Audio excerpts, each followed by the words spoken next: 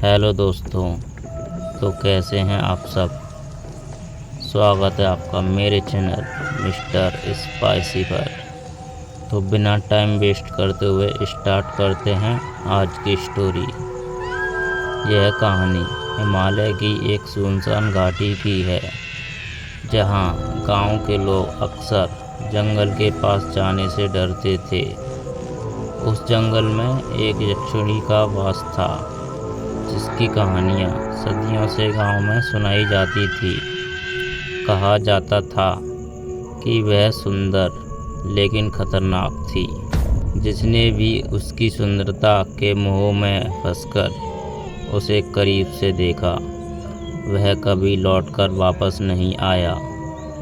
एक दिन गांव का एक युवक राजीव इस बात को झूठ मानते हुए जंगल में चला गया।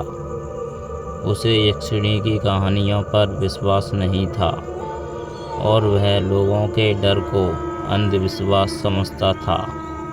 जैसे ही वह जंगल के अंदर गया, उसे अचानक एक अजीब सी ठंड महसूस हुई। हवा में एक मीठी सी खुशबू तैर रही थी। कुछ ही दूरी पर उसे एक महिला दिखाई दी। वह बेहद खूबसूरत थी। उसकी आंखों में एक गहरा आकर्षण था। राजीव उसकी ओर खिंचा चला गया। महिला ने उसे मीठी आवाज में पुकारा, आओ मेरे पास आओ। राजीव बिना सोचे समझे उसके पास चला गया। जैसे ही वह उसके पास पहुंचा, वह महिला अचानक गायब हो गई। चारों ओर घना अंधकार छा गया और ठंडी हवाओं ने जोर पकड़ लिया। राजीव को अचानक किसी के हंसने की आवाज़ सुनाई दी। वह आवाज़ डरावनी थी, मानो कई आत्माएं एक साथ हंस रही हों।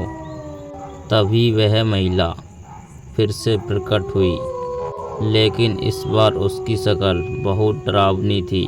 उसकी आंखें खून जैसी लाल हो गईं और दांत नुकीले। राजीव डर से कांपने लगा, पर अब भागने का कोई रास्ता नहीं था।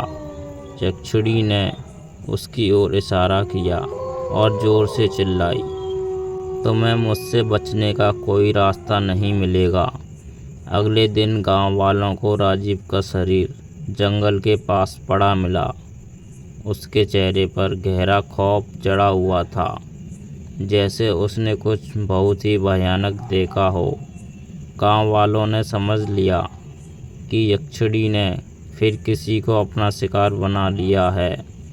तब से उस जंगल में कोई जाने की हिम्मत नहीं करता, क्योंकि वह यक्षिणी की आत्मा आज भी भटकती है अपने अगले शिकार की तलाश में। तो दोस्तों, आपको कैसी लगी मेरी आज की स्टोरी? तो मिलते हैं अगली स्टोरी में। बाय।